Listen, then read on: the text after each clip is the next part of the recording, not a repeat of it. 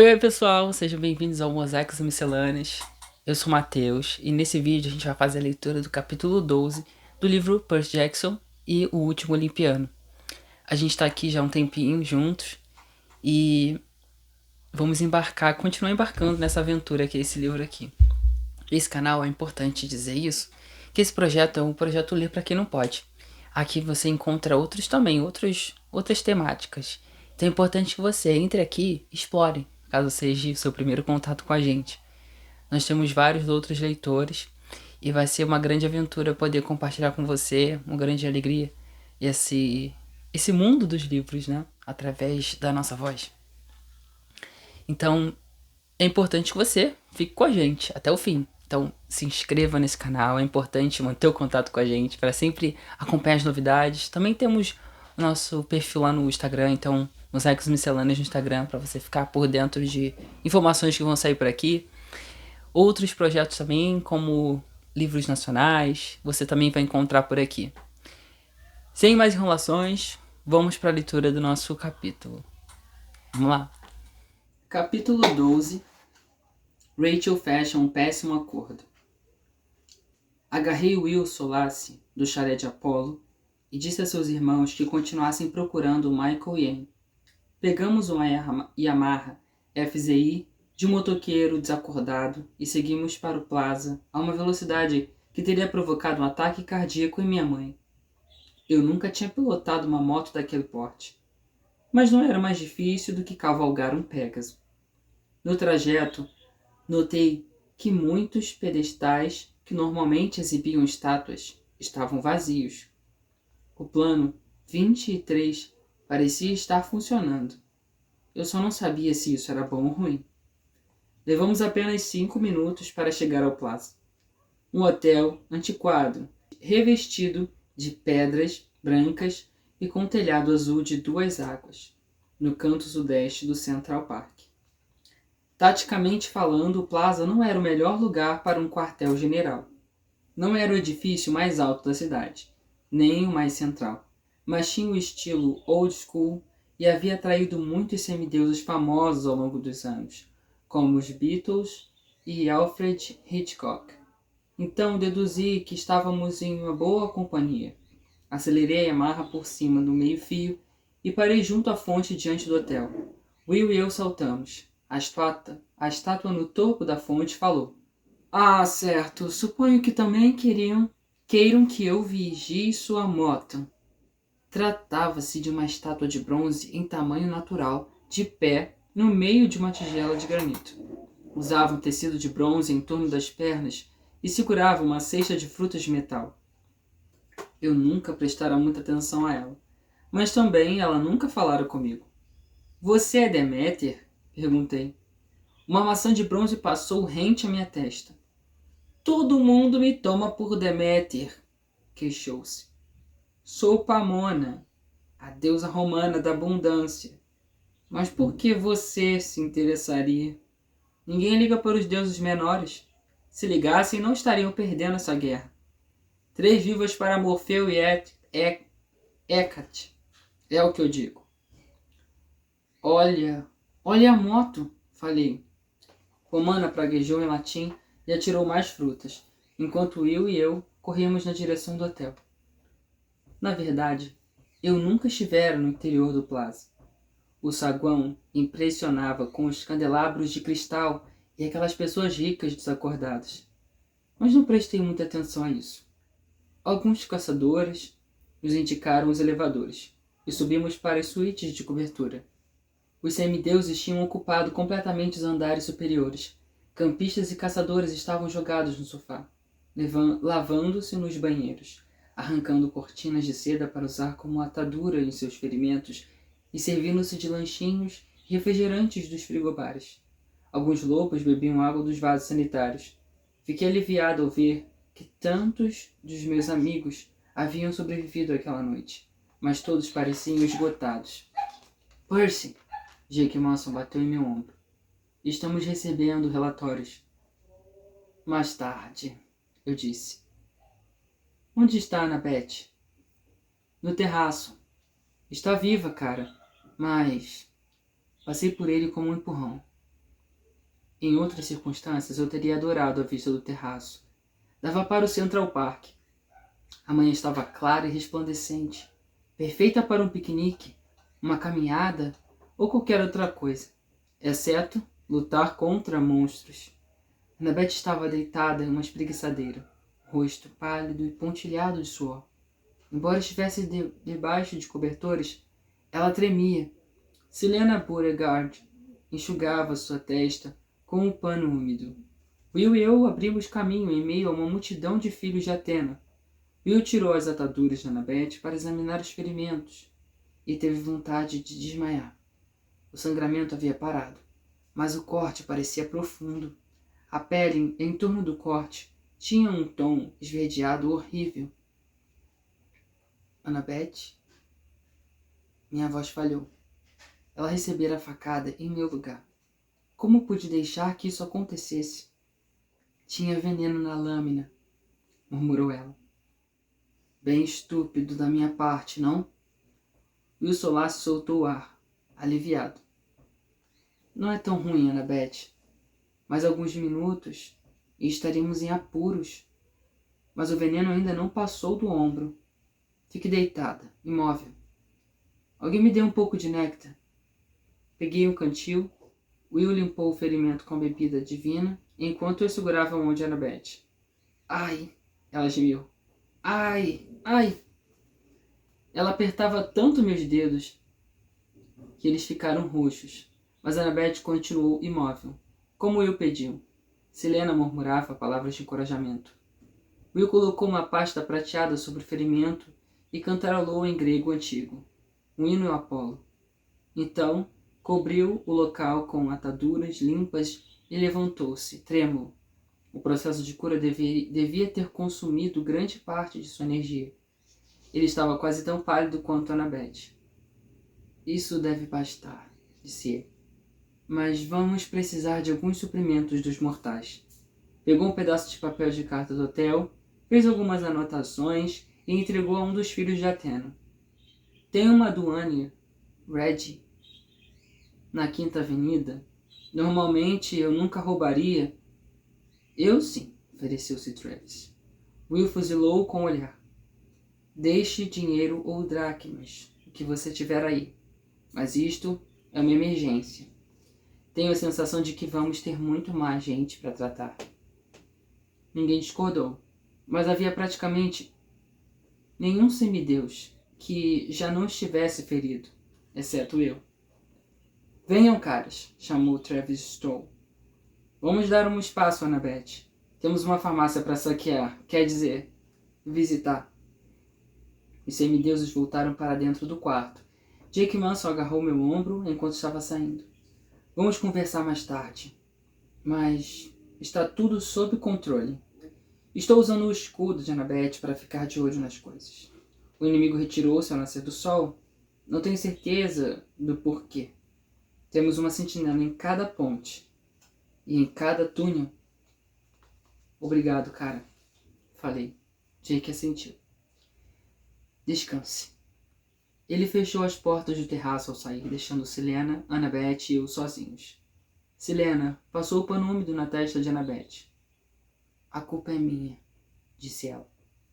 Não, disse Annabeth sem forças. Selena, como pode ser culpa sua? Nunca servi para nada no acampamento, murmurou ela. Ao contrário de você ou de Percy, se eu lutasse melhor... Sua boca tremeu. Desde a morte de Beckendorf, ela vinha piorando, e sempre que olhava, eu sentia novamente a raiva pela morte dele. A expressão dela me lembrava vidro, como se pudesse quebrar a qualquer momento. Jurei a mim mesma que se um dia descobrisse o espião que causara a morte do namorado dela, eu o daria à senhora O'Leary como brinquedo de mastigar. Você é uma excelente campista, disse eu a Selena. É a melhor amazona de Pegasus que temos. E se dá bem com as pessoas. Acredite, qualquer um que consiga ser amigo de Clarice tem talento. Ela me olhou como se eu acabasse de lhe dar uma ideia. É isso. Precisamos do chalé de Ares. Posso falar com Clarice. Eu sei que posso convencê-la a nos ajudar. Ah, Selena, mesmo que você conseguisse sair da ilha, Clarice é muito teimosa quando está zangada. Por favor, disse Selena. Posso pegar um Pégaso. Eu sei que consigo voltar ao acampamento. Deixe-me tentar. Troquei um olhar com Annabeth. Ela assentiu levemente. A ideia não me agradava. Não achava que Selena tivesse chance de convencer Clarice a lutar. Por outro lado, Selena andava tão distraída que acabaria por se ferir em uma batalha. Talvez mandá-la de volta ao acampamento lhe desse algo em que se concentrar. Muito bem, falei. Não consigo pensar em ninguém melhor para tentar isso. Selena me abraçou. Em seguida afastou-se, constrangida, olhando para Annabeth. Desculpe. Obrigada, Percy. Não vou decepcioná-lo. Assim que ela se foi, ajoelhei-me ao lado de Annabeth e pousei a mão em sua testa. Ainda estava queimando. Você fica uma gracinha quando está preocupado, murmurou ela. Suas sobrancelhas ficam juntas e franzidas. Você não vai morrer e me deixar lhe devendo um favor, falei. Por que levou aquela facada? Você teria feito o mesmo por mim. Era verdade. Acho que ambos sabíamos disso. Ainda assim, eu me senti como se alguém estivesse cutucando meu coração com um frio espeto de metal. Como você sabia? Sabia o quê? Olhei à nossa volta para ter certeza de que estávamos sozinhos. Então cheguei mais perto dela e sussurrei. Meu calcanhar de Aquiles. Se você não levasse essa facada, eu teria morrido. O olhar dela estava longe. Seu hálito era de uvas. Talvez por causa do néctar. Não sei, Percy. Eu simplesmente tive a sensação de que você estava em perigo. Onde é o ponto? Eu não devia contar aquilo, mas ela era Annabeth. Se eu não pudesse confiar nela, não poderia confiar em mais ninguém. Na base da minha coluna. Ela ergueu a mão. Onde? Aqui?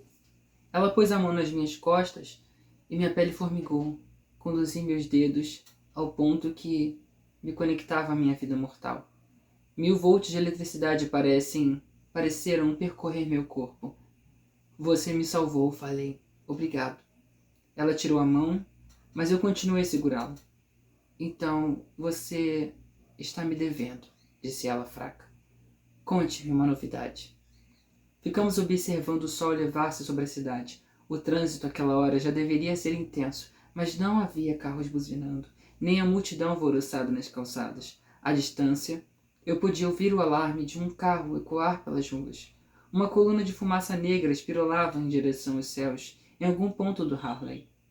Imaginei quantos fogões teriam sido deixados ligados quando o feitiço de Morfeu sobreveio. Quantas pessoas teriam adormecido enquanto preparavam o jantar.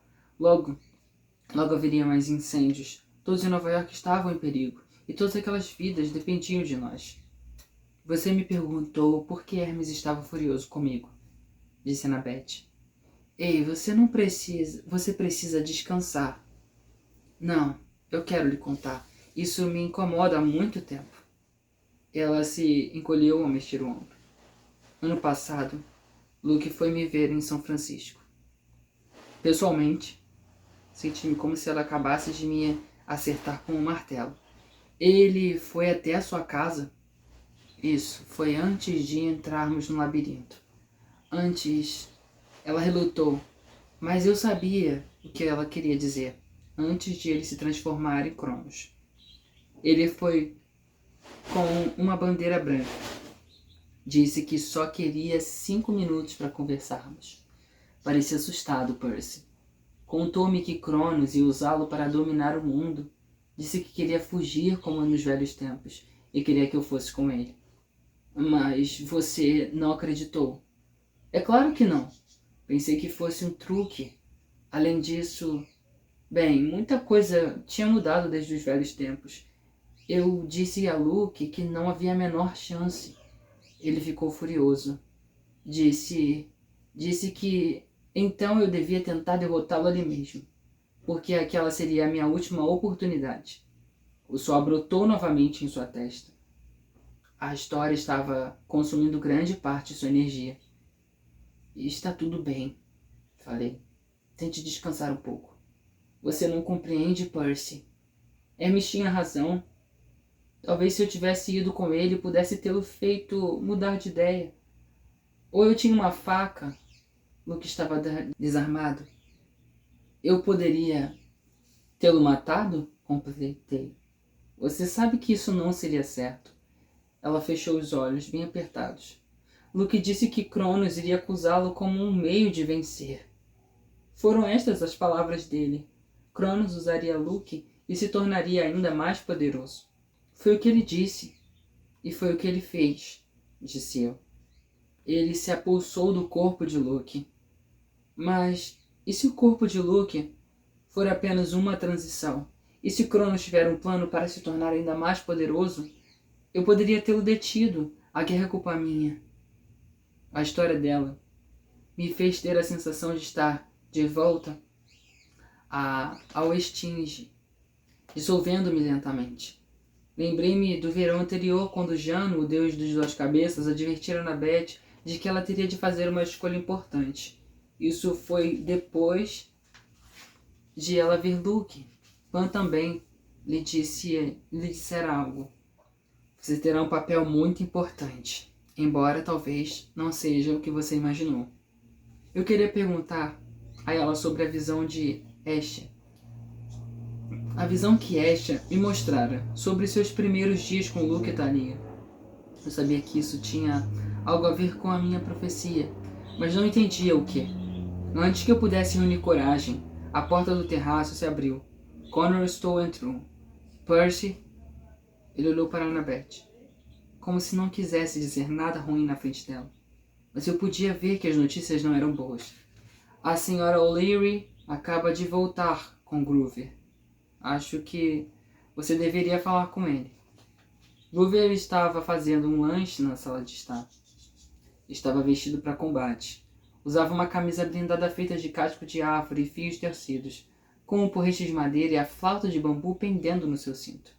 O chalé de Deméter havia preparado um buffet completo nas cozinhas do hotel. Tudo, de pizza a sorvete de abacaxi.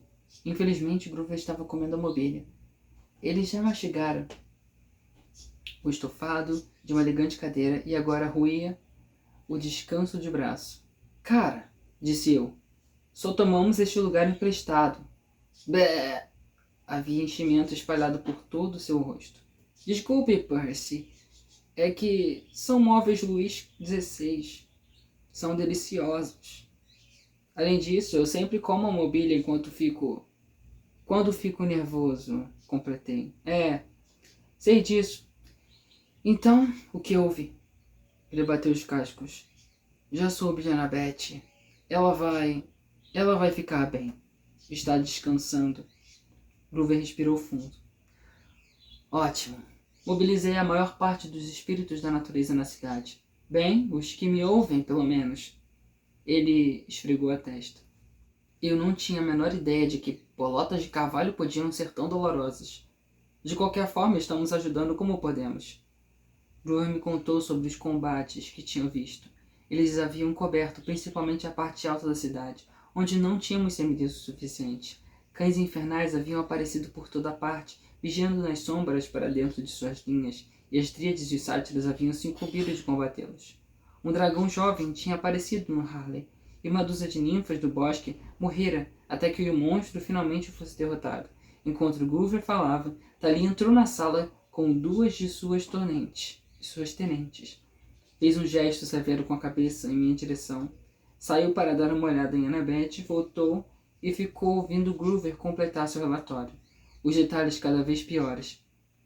Perdemos 20 sátiros para alguns gigantes em Fort Washington, contou ele, a voz trêmula. Quase a metade dos meus parentes.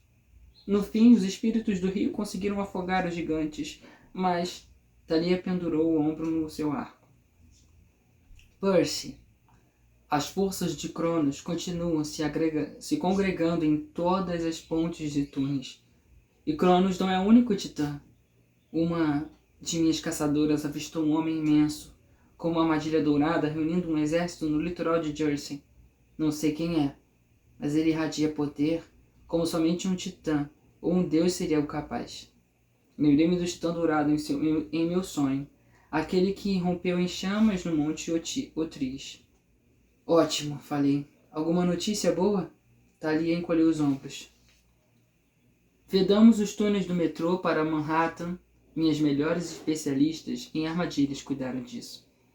E mais, parece que o inimigo está esperando para atacar esta noite. Acho que Luke, quer dizer, Cronos, ela se corrigiu, precisa de tempo para se regenerar após cada combate.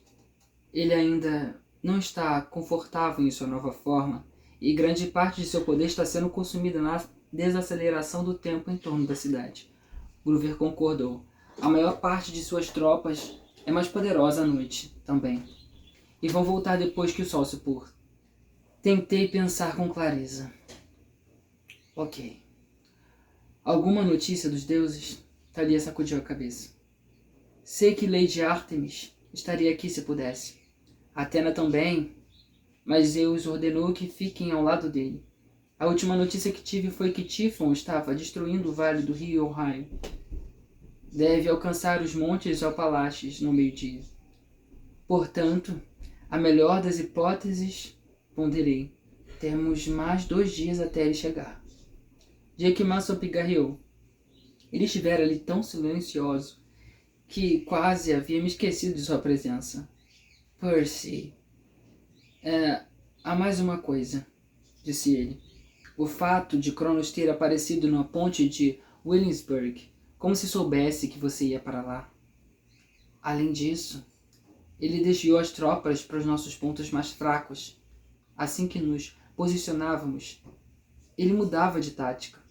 Ele mal tocou no túnel Lincoln, onde as caçadoras eram fortes. Atacou nossos pontos mais vulneráveis, como se os conhecesse. Como se tivesse informações confidenciais, disse eu. O espião. Que espião? Perguntou Thalia. Contei-lhe sobre o pendente de prata que Cronos havia me mostrado. O aparelho de comunicação. Isso é ruim, disse ela. Muito ruim. Poderia ser qualquer um, afirmou Jake. Estávamos todos lá quando Percy deu as ordens. Mas o que podemos fazer? Perguntou Groover. Revistar cada semideus até encontrarmos o pendente em forma de foice? Todos me olharam à espera de uma decisão. Eu não podia me dar o luxo de mostrar que estava em pânico, ainda que parecesse não haver esperanças. Vamos continuar lutando, falei. Não podemos ficar obcecados por esse espião. Se começarmos a desconfiar um dos outros, vamos nos destruir. Vocês todos foram incríveis na noite passada. Eu não poderia querer um exército mais bravo. Vamos estabelecer um revezamento para a vigilância. Descansem enquanto podem. Temos uma noite longa pela frente. Os semideuses murmuraram de acordo. E se separaram. Foram dormir, comer ou consertar as armas. Percy, você também, disse Thalia. Vamos ficar de olho nas coisas. Vá se deitar. Precisamos de você em boa forma esta noite. Não discuti muito. Encontrei o quarto mais próximo e desabei em uma cama de dossel. Pensei que estivesse ligado demais para dormir, mas meus olhos se fecharam quase que de imediato. Em meu sonho, vi Nico de Ângelo sozinho no jardim de Hades. Ele acabara de abrir um buraco em um dos canteiros das flores de Perséfone, o que imaginei que não fosse deixar a rainha muito feliz. Nico despejou um cálice de vinho no buraco e começou a entoar uma melodia. Que os mortos provem o sabor novamente. Que se ergam e recebam esta oferenda. Maria de Ângelo, apresente-se. Uma fumaça branca condensou-se. Uma figura humana se formou, mas não era a mãe de Nico. Era uma garota de cabelos escuros, de pele azeitonada, com o traje prateado de uma caçadora. Bianca, disse Nico. Mas não evoque nossa mãe, Nico, avisou ela. Ela é um dos espíritos que você está proibido de ver. Por quê? O que nosso pai está escondendo? Dor, disse Bianca. Ódio. Uma maldição que remonta à grande profecia. O que você quer dizer? Perguntou Nico. Eu preciso saber. O conhecimento só vai feri-lo. Lembre-se do que eu disse. Guardar rancor é um defeito fatal para os filhos de Hades. Eu sei disso, afirmou Nico. Mas eu não sou o mesmo de antes, Bianca. Pare de tentar me proteger. Irmão, você não entende. Nico passou a mão pela névoa e a imagem de Bianca se dissipou. Maria de Ângelo. Ele tornou a dizer. Fale comigo. Uma imagem diferente se formou. Era uma cena. Não um único fantasma em meio à névoa. Vi Nico e Bianca, ainda criancinhas, brincando no saguão de um hotel elegante, correndo em torno de colunas de mármore. Uma mulher estava sentada em um sofá próximo. Usava vestido preto, luvas e chapéu também preto com véu, como uma estrela de cinema nos anos 40. Tinha o sorriso de Bianca e os olhos de Nico. Em uma cadeira ao lado dela sentava-se um homem corpulento de pele oleosa, de terno risco de giz preto. Com um susto reconheci Hades. Ele se inclinava na direção da mulher, movendo as mãos enquanto falava, como se estivesse agitado. Por favor, minha querida, disse ele. Você precisa ir para o mundo inferior. Não me importo com o que Perséfone pense. Posso mantê-la salvo lá.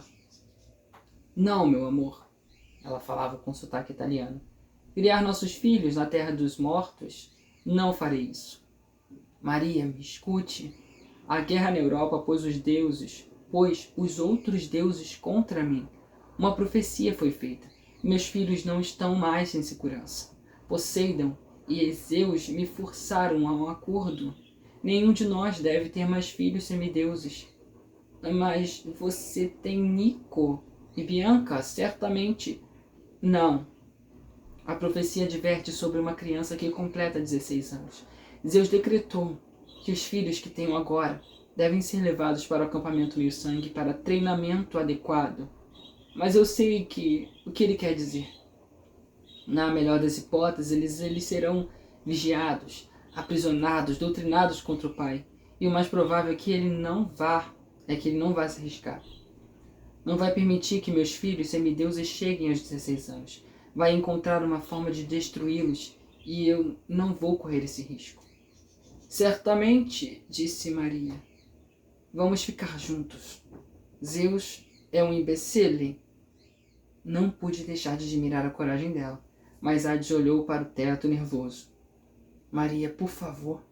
Eu lhe disse que Zeus me deu um prazo, que era semana passada, para entregar as crianças. A ira dele está terrível. Eu não poderei escondê-la para sempre. Enquanto você estiver com as crianças, também estará em perigo. Maria sorriu. E de novo era sinistro o quanto ela se parecia com a filha. Você é um Deus, meu amor. Vai nos proteger. Eu não levarei Nico e Bianca para o mundo inferior. Hades apertava as mãos. Então, existe uma outra opção. Conheço no deserto um lugar onde o tempo não passa. Posso mandar as crianças para lá por um período, para a segurança delas, e poderíamos ficar juntos, ou construir um palácio dourado para você à margem do Estige. Maria de Ângelo sorriu delicadamente. Você é um homem gentil, meu amor, um homem generoso. Os outros deuses deveriam vê-lo como eu vejo. Assim, não temeriam tanto. Mas Nico e Bianca precisam da mãe. Além disso, não são só crianças. Os deuses não os machucariam de verdade. Você não conhece minha família, retrucou Hades, sombrio. Por favor, Maria, não posso perdê-la. Ela tocou-lhe os lábios com os dedos. Você não me perderá. Espere enquanto pego minha bolsa. Olhe as crianças. Maria beijou o Senhor dos mortos e se levantou do sofá. Hades o observou subindo a escada, como se cada passo dela, ao se afastar, lhe causasse dor. Um momento depois, ele se reteçou. As crianças pararam de brincar, como se também pressentissem algo. Não! Exclamou Hades, mas até mesmo seus poderes divinos foram lentos demais. Ele só teve tempo de erigir uma parede de energia negra em torno das crianças antes que o hotel explodisse. A explosão foi tão violenta que a imagem na névoa se dissipou. Quando voltou a entrar em foco, vi Hades ajoelhado em meio às ruínas, segurando o corpo destruído de Maria de Ângelo. O fogo ainda queimava ao redor dele. Relâmpagos cruzavam o céu e trovões ribombavam. Os pequenos Nico e Bianca olhavam para a mãe sem entender. A fúria Electo surgiu atrás dele, sibilando e batendo as asas coriáceas. As crianças pareceram não vê-la. Zeus! Hades agitava o punho na direção do céu. Eu vou destruí-lo por isso. Eu a trarei de volta. Meu senhor, isso não é possível, advertiu Electo. O senhor de todos os imortais é quem mais deve respeitar as leis da morte. Hades radiava a ira. Pensei que fosse revelar sua verdadeira forma e pulverizar os próprios filhos, mas no último momento ele pareceu recuperar o controle. Pegue-os, ele disse a Electo, reprimindo um soluço. Apague a memória deles na fonte de Lete e leve-os para o hotel Lotus. Zeus não lhes fará mal lá. Como quiser, meu senhor, replicou Electo. E o corpo da mulher? Leve-a também, disse ele, amargamente. Ministre a ela os antigos ritos. Electo e as crianças e o corpo de Maria se dissiparam nas sombras, deixando Hades sozinho em meio aos escombros. Eu o avisei, disse uma nova voz. Hades virou-se. Uma garota com um vestido multicolorido estava de pé ao lado dos restos fumegantes do sofá. Tinha cabelos pretos curtos e olhos tristes. Não devia ter mais de 12 anos. Eu não a conhecia, mas ela me pareceu extremamente familiar. Você ousa vir até aqui? Rosnou Hades. Eu deveria transformá-la em pó. Você não pode, disse a menina. O poder de Delfos me protege. Com um calafrio, percebi que a garota que estava vendo era o oráculo de Delfos, quando viva e jovem. Por alguma razão, vê-la assim era ainda mais sinistro do que vê-la como uma múmia. Você matou a mulher que eu amava, rugiu Hades. Sua profecia nos trouxe a isto. Ele se avultou diante da garota, mas ela nem se encolheu. Zeus ordenou a explosão para destruir as crianças, disse ela. Por que você desafiou a vontade dele? Não tive nada a ver com isso.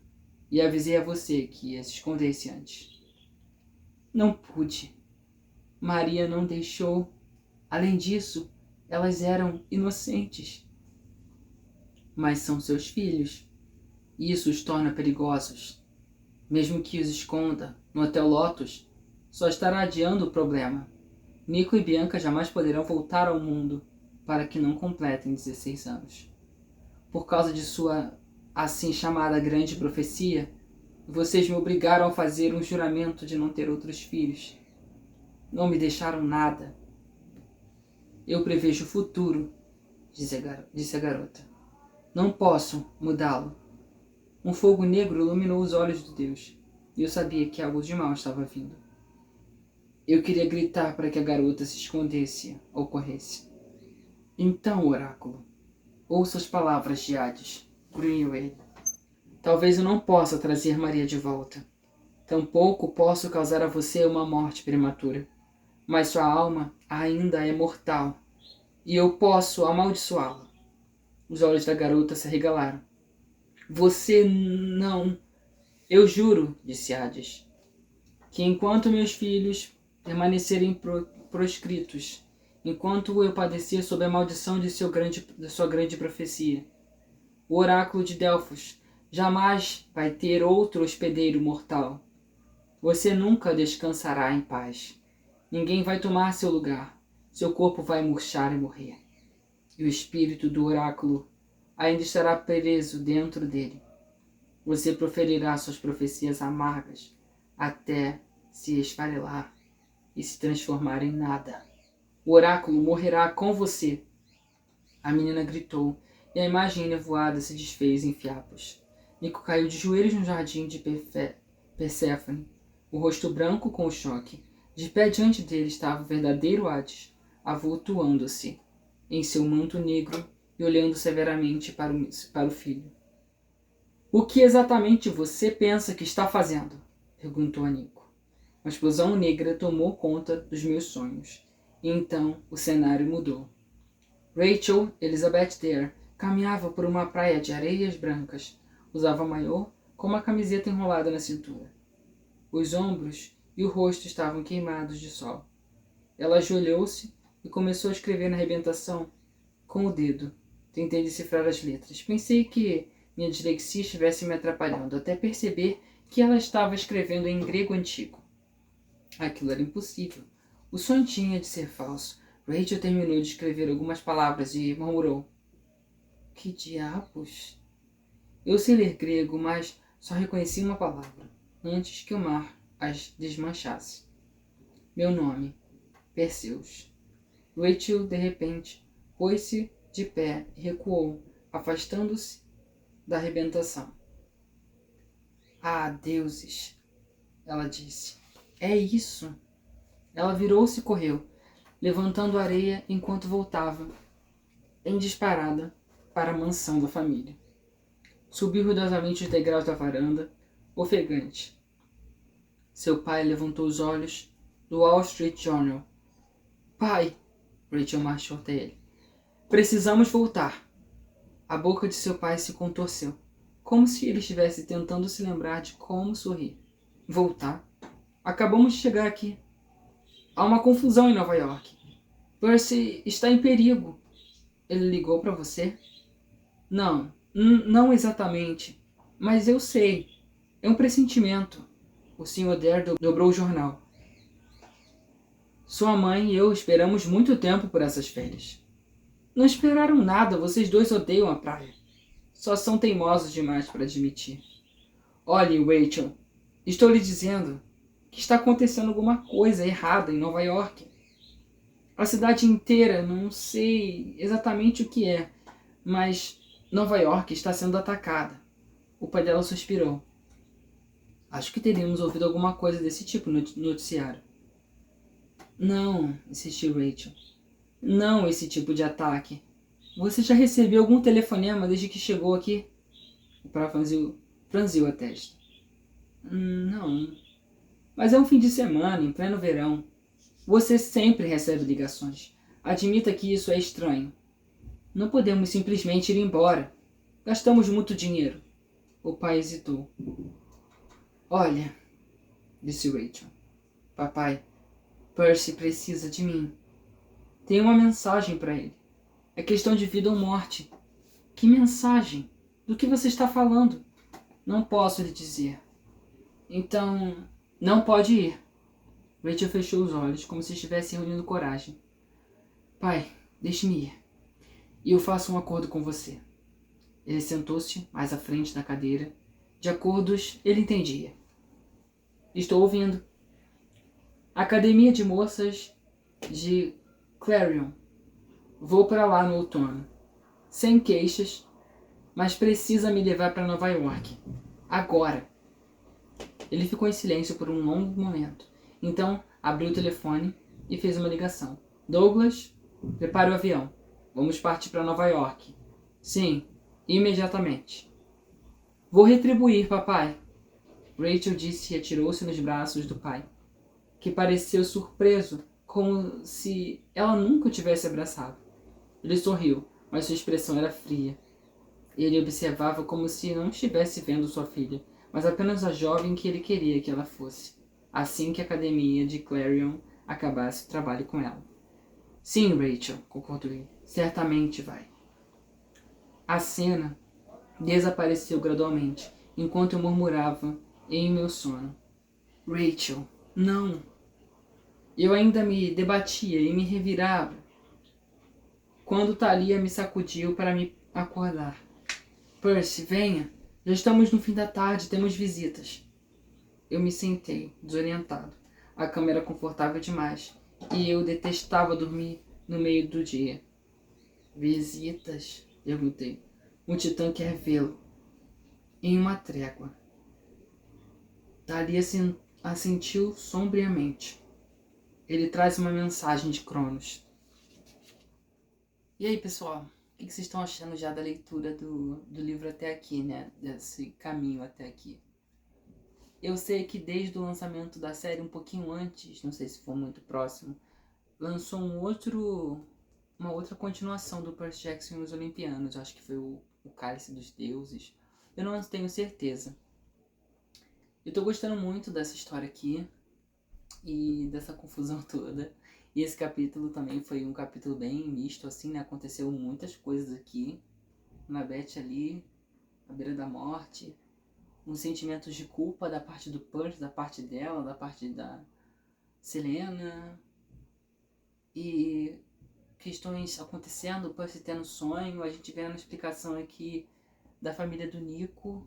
Ali aquela questão do Hades complicado dos filhos dos semideuses principais que não podiam ter mais filhos, eles ficaram escondidos. Gostei também de saber disso.